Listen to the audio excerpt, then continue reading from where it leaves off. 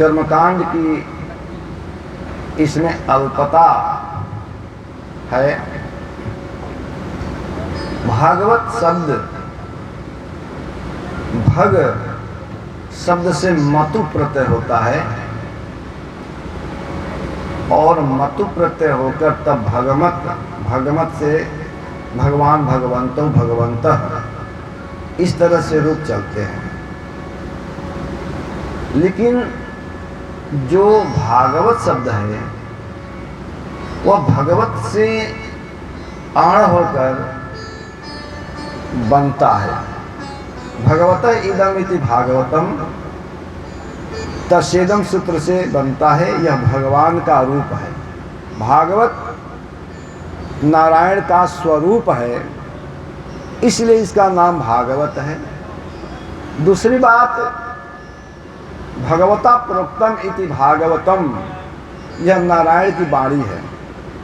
जिस तरह से वेद अपौरुषेय है, वेद मानवकृत नहीं है, उसी तरह से भागवत भी है। क्योंकि भागवत का उपदेश सर्वप्रथम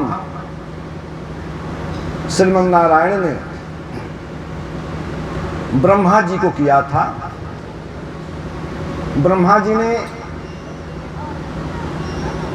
देवर्षि नारद को भागवत की कथा बताई थी। देवर्षि नारद ने महर्षि वेदव्यास को बताया। महर्षि वेदव्यास से उनके निवृत्त परायण पुत्र सुखदेव जी ने प्राप्त किया था।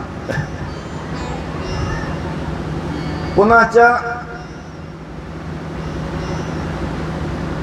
तस्य समूह, एक व्याकरण में सूत्र है, तो भागवता नाम समूह भागवतम,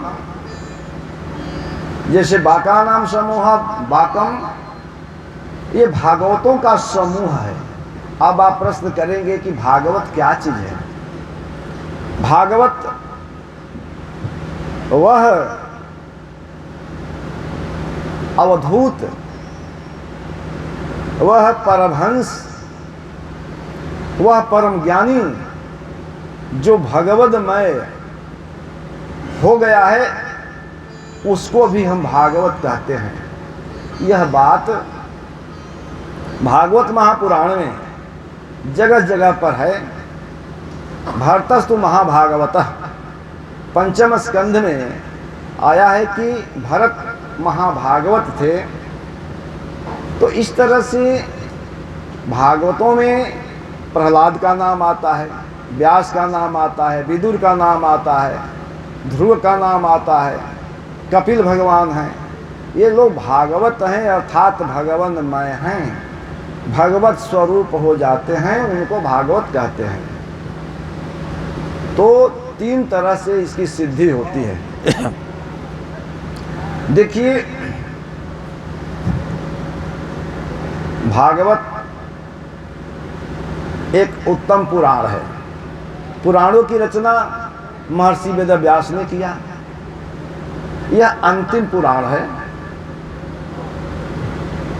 इसको महर्षि वेदव्यास ने बनाया देवर्षि नारद की प्रेरणा से। देवर्षि नारद ने प्रेरित किया इसका पल्लवन करने के लिए, विस्तार करने के लिए।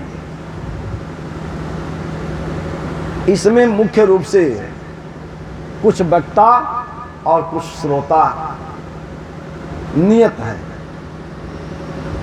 एक तो शौनक जी वक्ता हैं और शौनक जी श्रोता हैं और सूत जी वक्ता हैं। तो इन सूत और शौनक संवाद, सूत जी का जो संवाद है इस विषय में एक तो यह है सूत शौनक संवाद। दूसरी बात कि परीक्षित और सुखदेव संवाद। परीक्षित जी श्रोता हैं, सुखदेव जी वक्ता हैं, इसका इसमें वर्णन किया गया है। तीसरी बात मैत्रेय विदुर संवाद। मैत्रेय जी वक्ता हैं, विदुर जी श्रोता हैं, ये तीन मुख्य हुए। इसके अतिरिक्त स्वयं श्रीमन नारायण वक्ता हैं और उद्धव जी श्रोता हैं।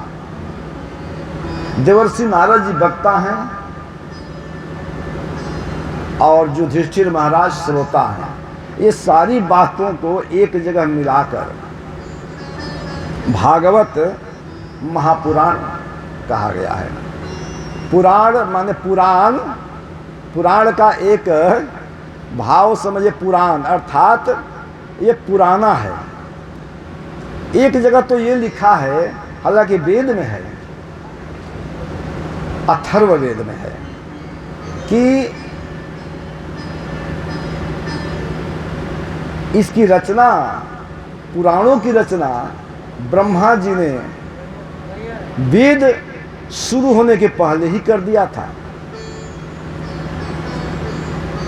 और इतिहास पुराणाभ्याम वेदम समुपब्रह्मणि, इतिहास और पुराण के द्वारा वेद की व्याख्या की जाती है। अर्थात वेद मूल है, पुराण उसकी व्याख्या है। हम चलते हैं महात्म पर। भागवत का महात्म क्या है, इसकी उपयोगिता क्या है? भागवत